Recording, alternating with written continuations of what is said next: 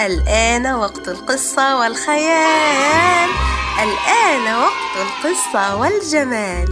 هيا نفتح الأذان ونسمع القصة. تعالوا نطير مع بعض بعيد بعيد، الهوا منعش وجميل والشجر معاه بيميل، الشمس دافية وجميلة وعصافير ألوانها بديعة، ريشها مع ضوء الشمس بيلمع ومع ضوء القمر بينور. وأخيرا وصلنا لغابة الشلال الأخضر، ولقينا الحيوانات متجمعين حواليه. أسديكو بيشرب من مية الشلال قبل الكل بثقة وقوة، والغزالة لولو طيبة الحبوبة أم عيون مسحوبة بتلعب مع القرد ميمون، والفيل فلافيل الحكيم جاي بيتمخطر ماشي على مهل. والغزالة لولو قالت: أنا عطشت قوي يا ميمون، وأسديكو بقاله كتير بيشرب، أنا هروح أشرب.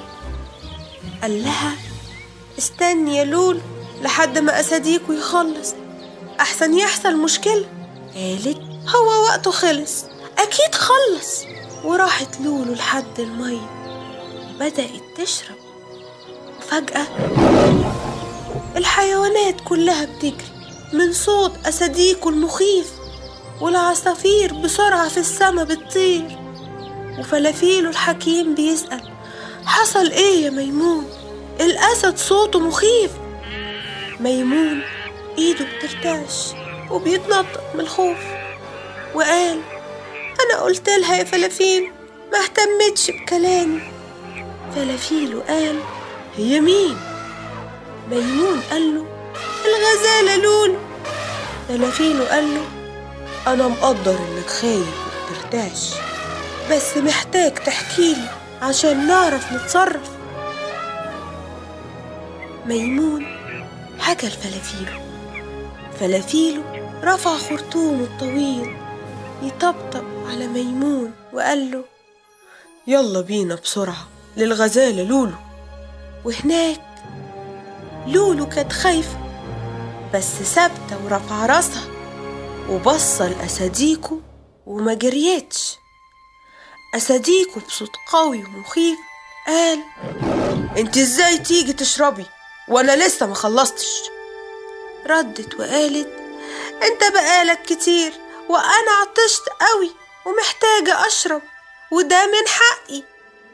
وصل فلافيله الحكيم وقال بصوت رخيم: صباح الفل على الحلوين، مالكم ليه زعلانين؟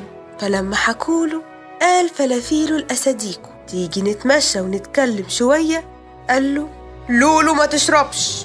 فلافيله شاور لأسديكو إنه يبدأ يتحرك، وحضن لولو وطمنها وقال: هنحل مع بعض المشكلة. وراح فلافيله مع أسديكو يتمشوا، وقال: أنا حاسس بغضبك عشان لولو شربت قبل ما انت ما تخلص، وكان نفسي انك تقدر انها عطشت قوي. بدأ أسديكو يهدى وكمل فلافيله وقال: تفتكر ممكن تعمل ايه عشان ما تطولش عن وقتك المرة الجاية؟ بدأ أسديكو يفكر وعينه تروح يمين وشمال، وبص لفلافيله وقال: هصحى بدري شوية واروح في معادي مظبوط. فلافيله وكمان أسديكو: ولو رحت يوم متأخر ما زعلش إن حد يشرب معاي.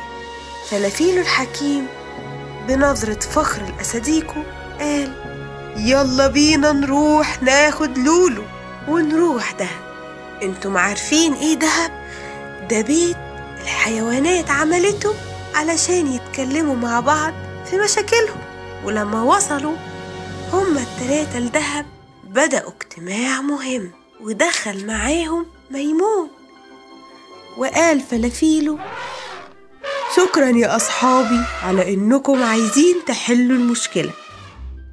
رد أسديكو وقال: أنا فعلا النهاردة اتأخرت على ميعادي في شرب المية عشان صحيت متأخر ومهتمتش بوقت أصحابي. حقك تزعلي يا لولو. لولو أخدت نفس عميق وقالت: أنا حسيت بالعطش من كتر اللعب وإنت اتأخرت قوي. رد وقال: حقك عليا، أنا فهمت وفكرت وقدرت. وقام فلافيلو يرن الجرس السحري اللي في دهب علشان الحيوانات كلها يتجمعوا. وبدأ ميمون في الغنى: لا لا لا لا لا لا لا لا أصحابنا جايين معانا.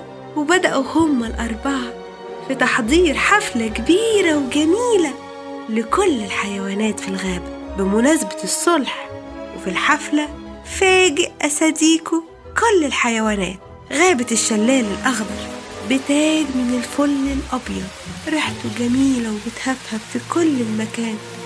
بيقدموا للغزالة لولو أم عيون مسحوبة، وهي فهمت إن ده اعتذار أساديكو. وكان يوم جميل مليان احتفال وفرحة وتقدير. وتوتة توتة خلصت الحدوتة.